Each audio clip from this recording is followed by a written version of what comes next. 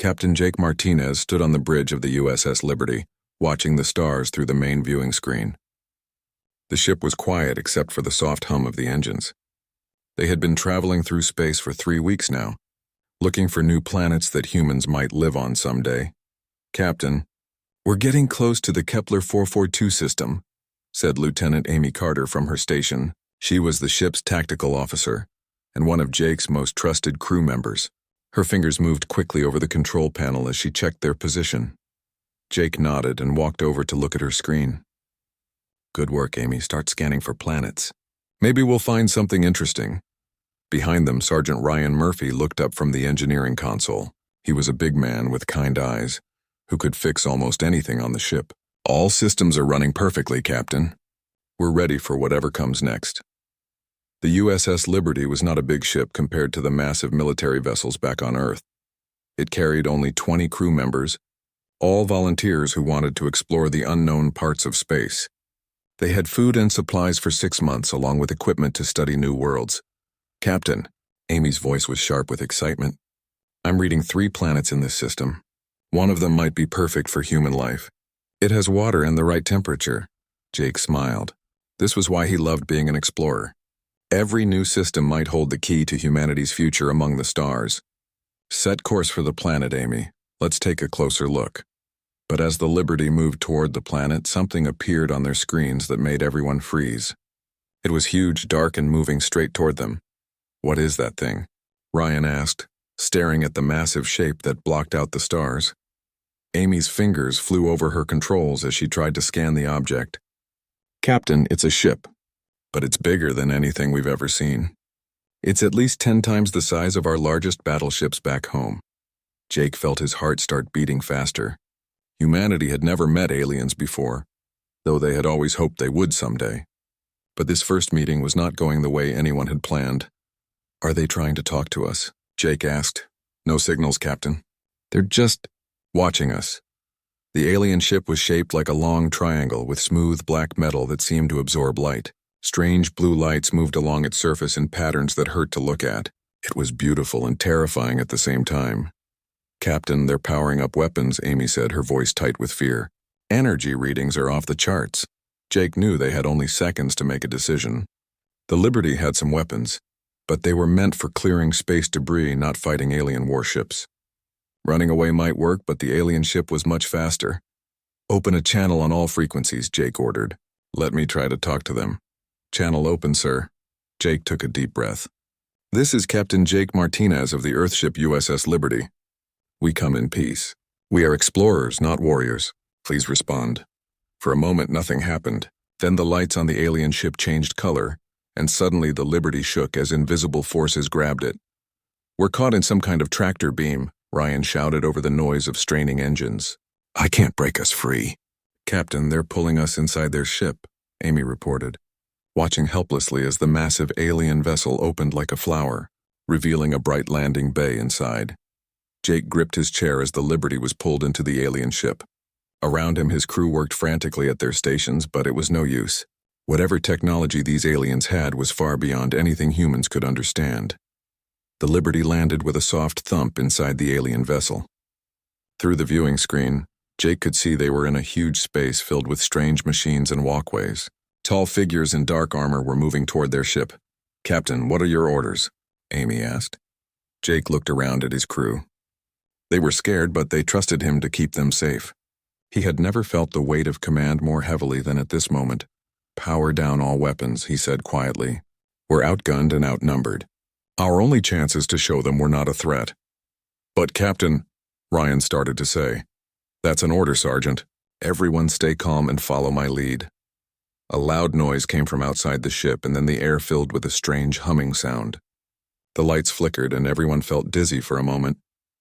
"They're doing something to our air," Amy said, checking her readings. "It's still safe to breathe, but there's something else mixed in." Jake felt sleepy, and he saw his crew members starting to stumble.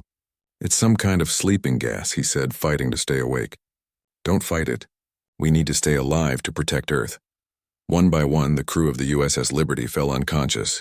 Jake was the last to fall, still thinking about his responsibility to his people and to humanity itself. As darkness took him, He wondered if Earth would ever know what happened to them. Outside their ship, the tall alien figures approached the Liberty. They moved with purpose and discipline like soldiers who had done this many times before. Their leader, Admiral Corvex, looked at the small human vessel with interest. "So these are the humans we've heard about," he said in his own language. "They don't look like much, but we'll see how well they fight in the arena." The aliens began preparing to move their prisoners to the prison levels of their ship. Soon the Liberty would be on its way to Zephyros Prime, where the humans would face a fate they could never have imagined. Jake woke up with a terrible headache. His mouth felt dry and his vision was blurry. Slowly he sat up and looked around. He was in a small room with metal walls and no windows. A thin beam of light came from somewhere above. "Captain? Captain, are you awake?" It was Amy's voice coming from somewhere nearby. "I'm here," Jake called back, his voice rough. "Where are we?" "Prison cells, I think," Ryan's voice answered from another direction. "We're all in separate rooms, but we can talk through these walls." Jake stood up carefully and felt along the walls. One side had small holes in it, probably for air. He could hear his crew members talking to each other through similar holes in their cells. "Is everyone okay?" Jake asked. "We're all here, Captain," Amy replied. 20 crew members, all alive. "But I don't think we're on our ship anymore." Before Jake could answer, a section of the wall slid open with a soft hiss. 2 tall figures in dark armor stood outside. They were definitely not human. Their skin was a pale blue color and their eyes were silver. They looked strong and moved like soldiers. "Come," one of them said in perfect English. "The Emperor wants to see you." Jake had no choice but to follow. As they walked through long corridors, he saw that the alien ship was enormous. The walls were covered with strange symbols that glowed softly, and the air smelled like ozone and something sweet. They brought him to a huge room with a high ceiling. At the far end sat a figure on a throne made of what looked like black crystal. This had to be the Emperor. He was larger than the other aliens, with silver markings on his blue skin and eyes that seemed to look right through Jake. "So you are the leader of these humans," the Emperor said. His voice was deep and commanding. "I am Emperor Thaxon of the Zephyrian Empire. You are now our prisoners." Jake tried to stand straight and look confident even though he felt small in this massive room. "I am Captain Jake Martinez. My crew and I are explorers from Earth. We mean no harm to anyone." Emperor Thaxon laughed, but it was not a friendly sound. "Harm? You could not harm us if you tried. Your weapons are toys compared to ours. Your ship is barely worthy of the name. Then why capture us?"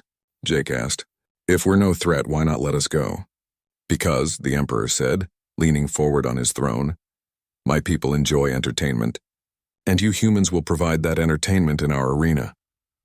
Jake felt cold fear run through him. "Arena?" "The grand arena of Zephyros Prime," the Emperor explained. "Where prisoners fight creatures for the amusement of my people. Most last only minutes before they die. It will be interesting to see how long humans survive." Admiral Corvex, the alien who had captured them, stepped forward. "Your Majesty, I suggest we start with one of the weaker humans first. Let them die quickly so we can move on to more important matters." But before the Emperor could answer, another voice spoke from the side of the room. "Wait, Father." Jake turned to see another Zephyrian approaching. This one was different from the others. She was female, with the same blue skin and silver eyes, but she moved with grace instead of military stiffness. Her hair was long and silver, and she wore robes instead of armor. "Princess Lyrelai," the Emperor said with some annoyance in his voice. "This does not concern you." "Everything in our empire concerns me, Father," she replied. "I am curious about these humans. They traveled across the void between stars just as we do. Perhaps they deserve more respect than you give them." Admiral Corvex made an angry sound. "Princess, they are just another weak species, like all the others we have conquered." Princess Lyrelai looked at Jake for a long moment. Her silver eyes seemed to be studying him. Trying to understand something, Jake met her gaze and did not look away.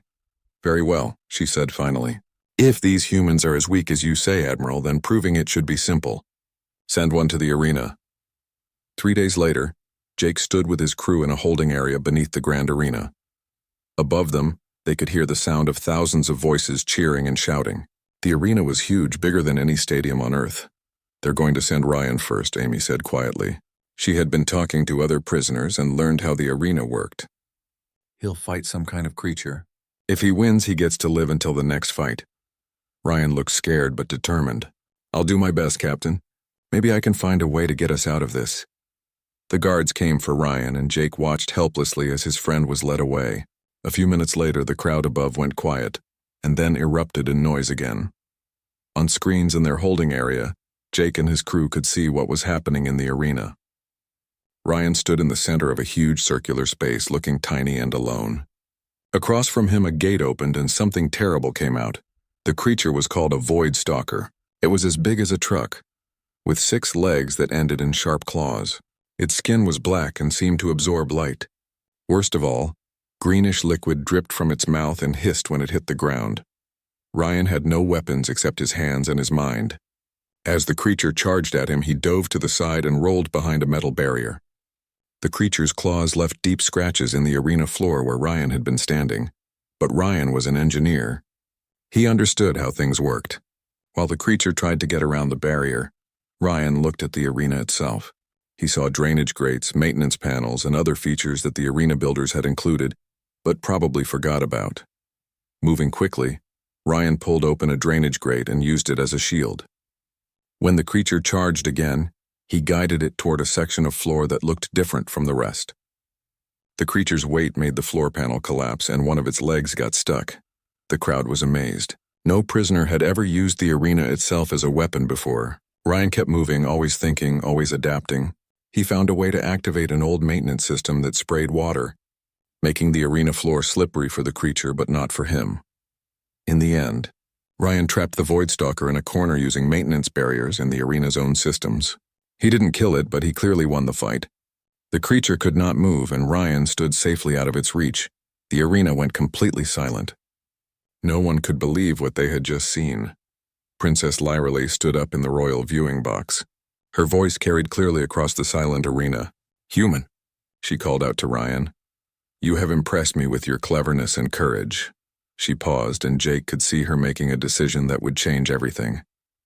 "I make this challenge to all humans," Princess Lyrily announced, her voice ringing through the arena. "Win this battle, human, and you win me. If your champion can defeat me in honorable combat, I will pledge myself to your people according to our ancient laws." The arena stayed silent for a long moment. Then it exploded in shocked voices and angry shouts. Emperor Thaxon looked furious, and Admiral Corvex reached for his weapon. But Princess Lyrily had spoken before thousands of witnesses. By Zephyrian law, her challenge could not be taken back. Jake knew that everything had just changed. Their only hope now was to accept the princess's challenge and somehow win a fight against an alien warrior who had trained her whole life for battle. Jake sat in his cell thinking about Princess Lyrily's challenge. The arena had been in chaos after her announcement. Emperor Thaxon had ordered everyone to leave while he talked with his daughter. Now Jake and his crew were back in the prison levels trying to understand what had just happened. "Captain, this could be our only chance," Amy said through the holes in the wall. "But fighting an alien princess who's trained as a warrior her whole life? That's almost impossible." "Ryan did something impossible too," Jake replied. "He beat that creature by using his brain instead of trying to match its strength. Maybe that's the key." Ryan's voice came from his cell, sounding tired but proud. "I'm just glad I survived. That thing almost got me twice. But Captain, I learned something important in that arena." "What?" Jake asked. "The Zephyrians build things to last forever, but they don't really understand how their old systems work. There were maintenance controls in that arena that even the guards didn't know about. If we can learn more about their technology, we might find advantages they don't expect." Before anyone could answer, guards came to get Jake. This time they took him to a different part of the ship. Instead of the throne room, they brought him to a smaller room with comfortable chairs and soft lighting. Princess Lyrily was waiting for him. She had changed out of her royal robes and now wore simple clothes that looked almost human. Her silver hair was loose around her shoulders, and her expression was serious but not hostile. "Sit down, Captain Martinez," she said, pointing to a chair across from her. "We need to talk." Jake sat carefully, ready to jump up if this was some kind of trap. "Princess, why did you make that challenge? Your father looked ready to execute you for it." Lyrily smiled, but it was a sad smile. "My father is angry, yes, but he cannot take back my words. They were spoken before too many witnesses. Zephyrian honor law is very strict about such things, but why?" Jake asked. "What do you gain from this?" The princess was quiet for a moment, looking out a small window that showed the stars. Do you know how many worlds the Zephyrian Empire has conquered, Captain? No. 47 star systems, hundreds of planets, billions of people made into slaves or killed. And for what? So that my father can say he rules a great empire. So that Admiral Corvex can feel powerful. So that our people can feel superior to everyone else in the galaxy. Jake began to understand. You don't agree with the conquests. I hate them, Lyrelay said quietly. Every planet we destroy, every species we enslave makes us less than what we could be. We were explorers once, Captain. Long ago, my people traveled the stars to learn and discover, not to conquer. What changed? Fear, she said. We became afraid that other species would be stronger than us. So we decided to make ourselves stronger, by making everyone else weaker. It worked, but it also changed who we are. Jake leaned forward. And now? What do you see in humans that's different? Lyrelay's eyes brightened. Your friend Ryan could have killed that Void Stalker. The arena has weapons hidden in it for emergencies, but he chose to trap it instead. He showed mercy to a creature that would have killed him without thought. That's just who we are, Jake said. We try to avoid killing when we can. Yes, that is exactly what I mean. You explore space to find new homes, not to steal homes from others. You could have lied to me just now and said you're great warriors. Instead, you tell me the truth about your nature.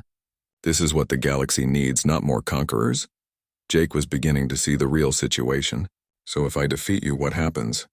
By our ancient laws, I would be bound to you and your people. I could help you navigate the politics of this empire. I could speak for humanity in our court. I could help you survive what's coming. What's coming? Princess Lyrelay looked serious. Admiral Corvex knows that if you defeat me, everything changes. He will try to make sure the fight is not fair. He might even try to kill both of us during the battle to eliminate what he sees as threats to his power. Jake felt the weight of responsibility on his shoulders, not just for his crew, but for the future of humanity among the stars. Princess, I need to ask you something, and I need you to be honest. Do I have any real chance of winning this fight? She studied his face for a long moment. In a fair fight with traditional weapons, no. I am faster, stronger, and I have trained since childhood. But Captain, this will not be a fair fight in the way either of us expects. What do you mean? I mean that you must fight like a human, not like a Zephyrian. Use your advantages, not mine. And Captain, I will be fighting like a Zephyrian who does not truly want to win. Jake understood. The princess wanted him to succeed, but she couldn't just let him win without it looking real. She had to fight seriously, or no one would respect the outcome. Teach me, Jake said. Show me how Zephyrians fight, what weapons we'll use, what the rules are. Help me find a way to beat you. For the next 3 days, Princess Lyrelay visited Jake in secret. She taught him about Zephyrian combat styles, their weapons, and their codes of honor. She explained that the fight would be with energy staffs, weapons that could change shape and power level during battle. The key is adaptation, she explained. The staff can become a sword, a spear, a shield, or even a ranged weapon. Most Zephyrians have favorite forms and stick to them. You must be unpredictable. Jake practiced in his cell with a stick, learning the basic movements. His human flexibility and creativity helped him find new ways to use the techniques the princess taught him. Meanwhile, Amy and Ryan worked on their backup plan. Ryan had memorized the layout of the arena systems, and Amy was mapping guard patrols. If the fight went badly, they would try to escape during the chaos. I found something interesting, Ryan told them on the second day.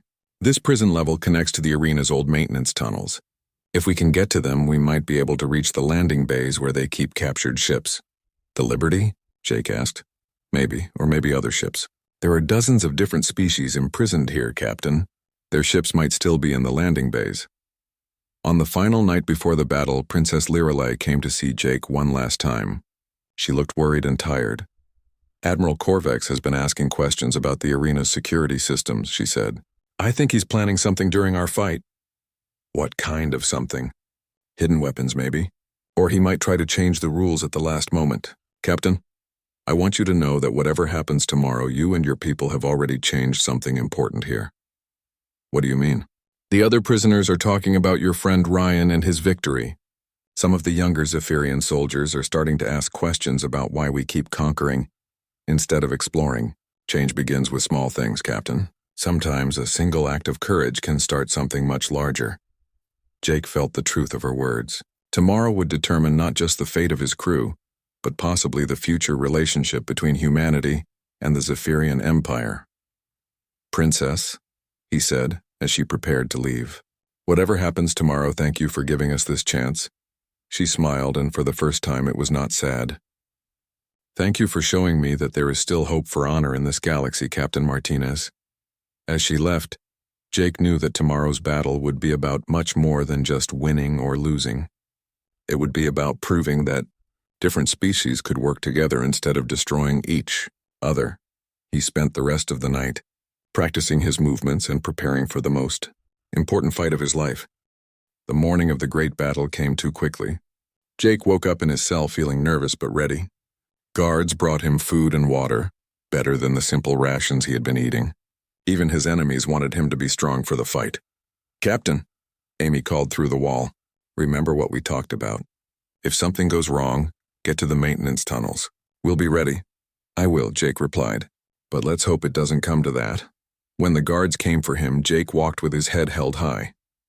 His crew called out encouragement as he passed their cells. He could hear the pride in their voices, and it made him feel stronger. The arena was even more impressive from the inside. It was huge, with seats rising up in circles around the central fighting area. Thousands of Zephyrians filled the seats, and Jake could see representatives from other alien species in special sections. Word of this battle had spread quickly. In the royal viewing area, Emperor Thaxon sat on a portable throne, looking angry and worried. Admiral Korvax stood nearby, his hand resting on his weapon. Jake noticed that the Admiral kept looking at certain spots around the arena, as if checking on something. Princess Lirelai entered the arena from the opposite side. She wore traditional Zephyrian battle armor that gleamed silver in the bright lights. Her hair was braided for combat, and she moved with the confidence of a trained warrior. In her hand was an energy staff, a weapon that hummed with power. Jake had been given similar armor, though it was plainer than the princess's. His energy staff felt strange in his hands, heavier than the stick he had practiced with. But he remembered the princess's lessons about how to activate its different forms. An older Zephyrian in ceremonial robes stepped into the center of the arena. His voice boomed across the space as he announced the rules. This is a challenge of honor between Princess Lirelai of the Zephyrian Empire and Captain Jake Martinez of the Humans. The battle will be fought with traditional weapons. Victory comes through defeat, not death. The combat ends when one fighter yields or cannot continue. Jake and the princess walked to the center of the arena and faced each other. Up close, he could see the determination in her silver eyes, but also something else, hope. Fight with honor. Captain, she said quietly. Fight with honor. Princess, he replied. The ceremonial horn sounded, and the battle began. Princess Lirelai moved like lightning. Her energy staff shifted into a glowing sword, and she attacked with speed that Jake could barely follow. He managed to block her first strike, but the force of it nearly knocked him over. She was stronger than any human, faster than any human, and trained since childhood. Jake knew he could not match her in a straight fight. Instead, he had to fight like a human. As the princess pressed her attack, Jake gave ground, moving around the arena instead of standing still. He used his energy staff defensively, shifting it between shield and staff forms to block her strikes. The crowd cheered every time she landed a hit, but Jake noticed they were also impressed when he managed to avoid her attacks. You cannot run forever. Human, the princess called out, but Jake heard approval in her voice. She was testing him, seeing how he would adapt. Jake waited for his moment. When the princess came at him with a powerful overhead strike, he rolled to the side and used his staff to trip her. She stumbled but didn't fall, spinning around to face him with a smile. Now you're fighting like a human, she said, loud enough for the crowd to hear. Show me more. The battle continued, and Jake began to understand the rhythm of Zephyrian combat. The princess fought with honor and tradition, using forms and techniques that had been passed down for generations. But Jake fought with creativity and adaptation, using the arena itself as part of his strategy. He led the princess toward one of the arena's support pillars and used it to block her attacks. When she tried to corner him, he climbed partway up the pillar and jumped down behind her. The crowd was getting excited, cheering for both fighters. But then Jake noticed something wrong. Admiral Korvax was speaking quietly into a communication device, and some of the arena guards were moving to new positions. The princess had been right about treachery. The attack came without warning. Hidden weapon ports opened in the arena walls, and energy blasts shot toward both fighters. Jake saw them coming and did something that surprised everyone. He threw himself in front of Princess Lyrelay, taking a blast meant for her. Pain shot through Jake's left shoulder as the energy beam burned him. He fell to the ground, his armor smoking. The princess caught him as he fell, her eyes wide with shock. "Jake, why did you—" "Because it was the right thing to do," he said through gritted teeth. The arena erupted in anger. The crowd had come to see an honest fight, not treachery and attempted murder. They began shouting at Admiral Corvex, demanding justice. Emperor Thaxon stood up from his throne, his face dark with rage. "Admiral Corvex, explain this dishonor immediately." "The human was winning through trickery," the admiral said, but his voice lacked confidence. "I was protecting the princess. By trying to kill her?" Princess Lyrelay called out, her voice carrying across the arena. "The weapons were aimed at both of us." Jake struggled to his feet, his injured arm hanging useless at his side. The princess helped him stand, and they faced the crowd together. "I can still fight," Jake said quietly. "No, you cannot. You're badly hurt. Princess, this is about more than just our fight now. Your people need to see what honor really means." She looked at him with new respect. Despite his injury, despite being outmatched, Jake was still willing to continue the battle to prove his point. "Very well," she said. "But we finished this properly." The crowd had quieted, waiting to see what would happen next.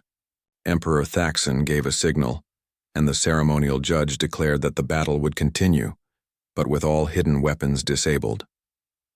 Jake faced the princess again, this time with only one good arm. She could have ended the fight quickly, but instead she fought at his level, giving him a chance to show his courage and skill. They moved around the arena in a deadly dance. Jake's energy staff became a shield, then a spear, then a sword as he adapted to each moment. The princess matched his creativity with her own innovations, using techniques Jake had never seen before. The crowd was completely silent now, caught up in the beauty and honor of the battle. Both fighters were breathing hard, covered in sweat, but neither would give up. In the end, it was Jake's human determination that made the difference. The princess made a perfect attack that should have ended the fight, but Jake refused to fall. Instead, he used his momentum to spin around her guard and touch his staff to her throat. For a moment, neither fighter moved. Then Princess Lyrelay smiled and stepped back. "I yield," she said clearly. "The human has won." The arena exploded in cheers. Even the Zephyrians were impressed by Jake's courage and the princess's honor. But the loudest cheers came from the section where other alien prisoners were kept. They had just seen a human defeat a Zephyrian princess through honor and determination. Emperor Thaxon looked like he had swallowed something bitter, but he could not argue with what everyone had seen. "Guards, arrest Admiral Corvex for dishonoring sacred combat." As Corvex was taken away, Princess Lyrelay helped Jake to the center of the arena. Blood was still flowing from his shoulder wound, but he stood straight and proud. "By the ancient laws of the Zephyrian Empire," the princess announced, "I am bound to this human and his people, but I offer more than just my service. I offer friendship between our species." Jake looked up at the thousands of alien faces staring down at him. Some looked angry, some looked confused, but many looked curious and hopeful. "I accept your friendship, Princess Lyrelay," Jake said, "and I offer the same from humanity. Let us explore the stars together, not as conquerors, but as allies." The arena erupted in cheers again, and Jake knew that everything had changed. The battle was over, but something much larger was just beginning. Jake's shoulder hurt badly, but the pain was nothing compared to the joy he felt as the arena crowd cheered. Princess Lyrelay helped him stay standing, while medical workers rushed to treat his wound. The energy blast had burned deep, but it would heal. "You did it, Captain," the princess said quietly. "You actually did it." "We did it," Jake corrected her.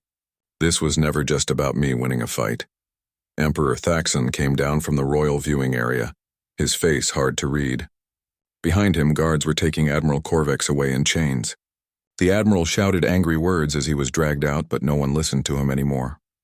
"Daughter," the emperor said when he reached them, "you have bound yourself to these humans by ancient law. I cannot change that even if I wanted to." "I don't want you to change it, Father," Princess Lyrelay replied. "This is the right path for our people." The emperor looked at Jake for a long moment. "Human, you fought with honor even when faced with treachery." "That is unexpected." Jake met the emperor's gaze steadily. "Your Majesty, humans believe that honor is not about being perfect. It's about doing the right thing even when it's difficult. And what do you think is the right thing now?" Jake took a deep breath. This was the most important moment of his life. I think the right thing is to stop seeing each other as enemies and start seeing each other as potential friends. The galaxy is huge, Your Majesty. There's room for all of us to explore and grow together. Emperor Thaxon was quiet for a moment. Around them, the arena crowd was still cheering, but Jake could see that many Zephyrians were listening carefully to this conversation. You speak of friendship, the Emperor said, but what can humans offer the Zephyrian Empire? You have no great weapons, no vast fleets, no conquered worlds. We have something different, Jake replied. We have ideas. We have curiosity. We have the ability to solve problems in new ways. Your engineer prisoners told me that your ships haven't had a major improvement in hundreds of years, but my engineer Ryan figured out how to use your arena systems in ways you never thought of. Princess Lyralee nodded. Father, remember what we were like before we became conquerors. We were inventors, explorers, scientists. These humans could help us remember that part of ourselves. The Emperor looked around the arena, seeing the excitement on his people's faces. The battle had shown them something new, something they hadn't seen in a long time. Very well, he said finally. We will try this friendship, but slowly. There are many in the Empire who will not like change. Over the next few weeks, everything changed for Jake and his crew. They were moved from the prison cells to guest quarters in the royal palace. Their ship, the USS Liberty, was repaired and improved with Zephyrian technology. Most importantly, they were allowed to send a message to Earth. The message would take months to reach home, but Jake knew that when it did, it would change everything. Humanity was no longer alone in the galaxy. Princess Lyralee worked with Jake to plan the future. She would come to Earth as the first Zephyrian ambassador, while Jake and a small crew would stay in the Zephyrian Empire to learn about their technology and politics. There will be problems, the princess warned during one of their planning sessions. Admiral Corvex had many friends in the military. They still believe that conquest is the only way for the Empire to survive. Then we'll have to prove them wrong, Jake said. We'll show them that cooperation makes everyone stronger. Amy and Ryan were excited about the possibilities. Amy was already working with Zephyrian tactical officers, sharing human military strategies and learning theirs. Ryan was in engineering heaven, studying Zephyrian technology and showing them human innovations. Captain, you should see what they can do with energy manipulation, Ryan said one day. And they're amazed by our computer programming methods. We think about problems completely differently from them. The other human crew members were also finding their places in this new world. Some chose to return to Earth with the first group of ships. Others wanted to stay and help build the Alliance. Jake was proud of how well his people were adapting, but the real test came when Princess Lyralee announced her plan to the full Zephyrian Council. Jake was allowed to attend the meeting, standing beside her as she explained why an alliance with humanity would benefit the Empire. Honored counselors, she said, her voice strong and clear. For too long we have grown strong by making others weak. But strength through conquest has limits. Eventually you run out of people to conquer, or you meet someone stronger than you are. An older counselor stood up. Princess, humans are a primitive species. What can they possibly teach us? Jake stepped forward. Counselor, may I answer that? The room went quiet. No human had ever spoken to the Zephyrian Council before. 3 weeks ago, your most dangerous arena creature was defeated by one of my crew members using nothing but his mind, and the tools that were already available. Yesterday, my engineer showed your best technicians how to improve your ship engines by 30% using human mathematical concepts you'd never considered. Jake paused, looking around the room. But that's not the most important thing we can offer. The most important thing is a new way of thinking about the galaxy. Instead of asking, how can we conquer this? Had we ask, what can we learn from this? Instead of, how can we control them? We ask, how can we work together? Another counselor spoke up. But human, if we don't conquer, someone else will conquer us. The galaxy is dangerous. Yes, it is, Jake agreed. But it's less dangerous when you have allies instead of enemies. When you have friends instead of slaves. When you build something together instead of just taking what others have built. Princess Lyralee nodded. The human makes a good point. We have spent so much energy conquering that we have forgotten how to create. An alliance with humanity could help us remember. The debate went on for hours, but in the end, the council agreed to try the alliance. It would start small. Joint exploration missions, technology exchanges, cultural programs. But it was a beginning. 6 months later, Jake stood on the observation deck of a new kind of ship, one built with both human and Zephyrian technology. Through the transparent aluminum windows, he could see a beautiful planet covered in blue oceans and green continents. "It's perfect," Princess Lyrelai said, standing beside him. "No intelligent life, but perfect for either human or Zephyrian colonization." "Or both," Jake suggested. "Our first joint colony? Humans and Zephyrians working together to build something new."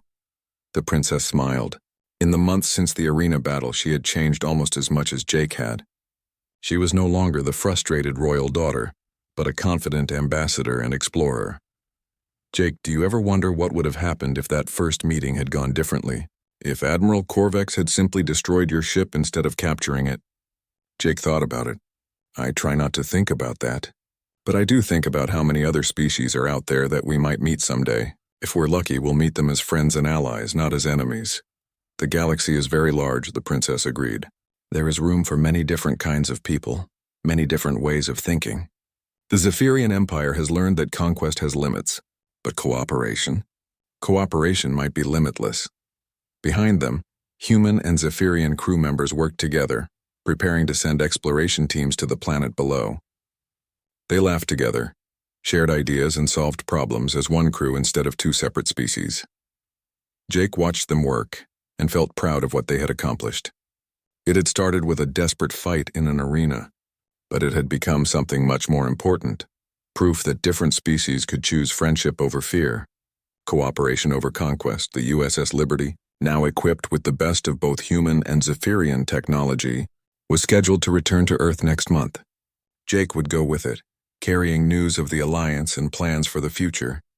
But he would also return to this part of space, because his work here was far from finished. As their ship moved toward the planet, Jake thought about a conversation he'd had with Amy the night before. "Captain, do you think this alliance will really last?" she had asked. "I don't know," Jake had answered honestly. "But I know it's worth trying. And I know that every species that chooses cooperation over conquest makes the galaxy a little bit safer for everyone." Now, watching human and Zephyrian children play together in the ship's recreation area, Jake felt hopeful about the future. The alliance was working. Different species could live and work together. The galaxy was full of possibilities. Princess Lyrelai put her hand on his shoulder. "Thank you, Jake Martinez, for showing us a better way." Jake smiled. "Thank you, Princess Lyrelai, for being brave enough to try something new." Together, they watched as their ship approached the new world below, ready to plant the seeds of a friendship that might someday spread across the entire galaxy.